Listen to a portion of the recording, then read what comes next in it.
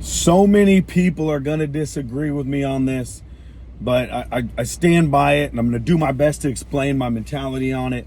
So here's the deal.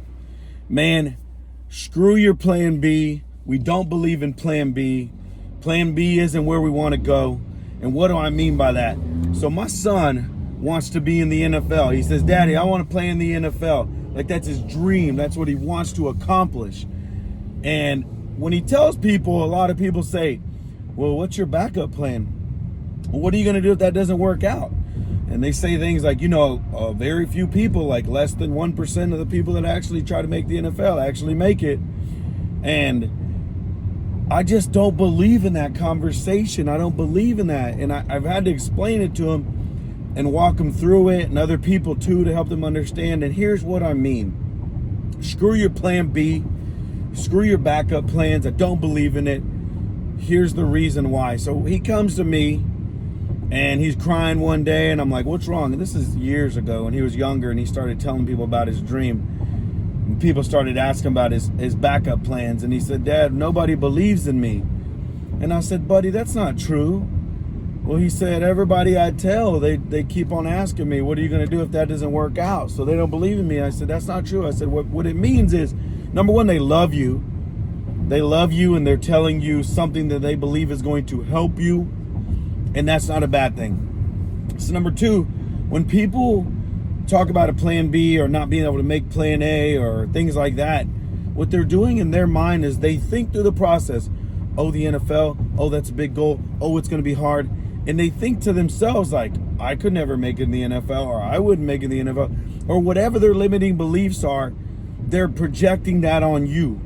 They are telling you that somehow or another they didn't live their dreams, or they didn't accomplish what they wanted to, or they fell short of certain things, and they're projecting that on you. And that is not your fault. That is not your issue. That is not your problem. Do not take on other people's limiting beliefs. Do not take on other people's failures. You be you, and you take on who you are. So that's the first part of the equation. The other part of the equation is, why no plan B? Why do we just go straight at it? Why is there only a plan A? Why do we burn the bridges? And I talk about that. Burn the bridges, no plan B. We just have plan A. Move forward. Let's go. Here's all my thoughts around it. Number one, okay, so we're talking about my son. If he is gunning to be in the NFL, he wants to be in the NFL, he dreams of being in the NFL, we are going to push him to work towards being in the NFL. So many days in the morning or during the day, I say, is that what an NFL player would do? Are you behaving like an NFL player? Are you working out like an NFL player? Are you thinking like an NFL player? And it gets him motivated, and he starts getting his mind right. He starts doing the things he needs to do, and it's pushing him towards working towards the NFL. Now, with all that, when you're working towards being in the NFL, the first thing is you got to play college ball, right? You can't just go straight to the NFL. That's not how it works. So in order to play college ball and get recruited, there's a couple parts of the equation, but the main two parts of the equation, number one, coaches got to believe you can play ball. Number two, you got to have the grades to be able to make it in their school. At some point or another, you've got to make grades.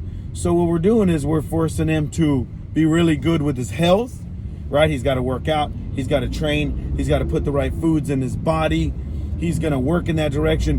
When he's working on his skills, like his athletic skills, his body's going to become better. Everything's going to become better athletically. With his health, he's going to become better. And then for the grades, he's got to study. He's got to participate in school. We've got to hold him accountable to that. It's actually easier for me to hold him accountable as grades when I say, are these grades going to get you into a D1 school? Because that's more than likely what it's going to take for you to get to play the NFL. And he'll say, well, no, or he'll say yes, or he'll say, okay, I got to get together. He starts studying. So he starts studying more, so he starts learning more. Then when he gets into college to play football, he's still going to have to make the grade.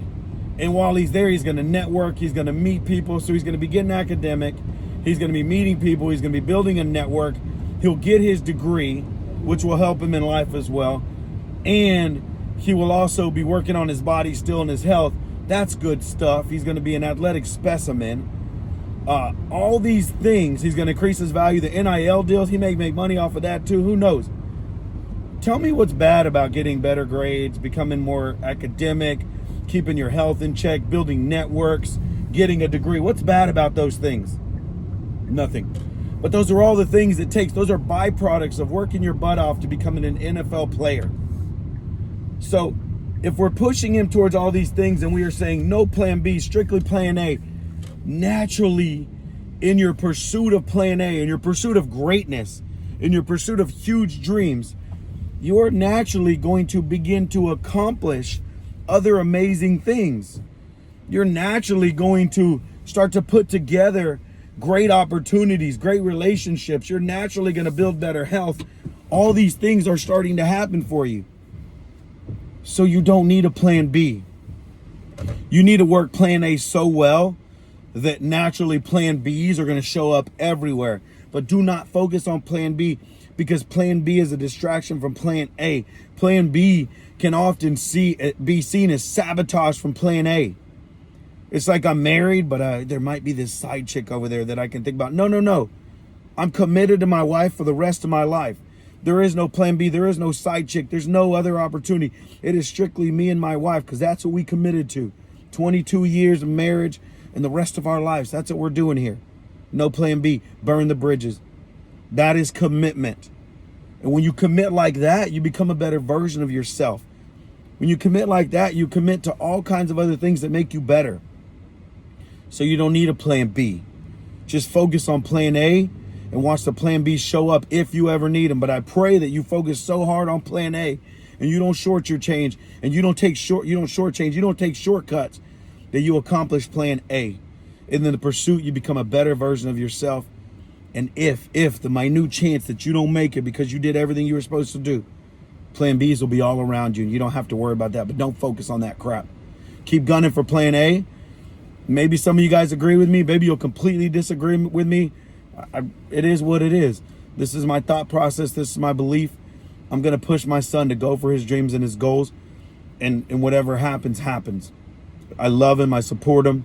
And I wish I would have had that support when I was growing up. Maybe you do too. But this is how we do it in my house. This is how we do it in my business. No plan A. Just no plan B. Just plan A. Burn the bridges. We go all in. Committed. I love you guys. I hope this helps. Have a great day. If you need anything, holler at me.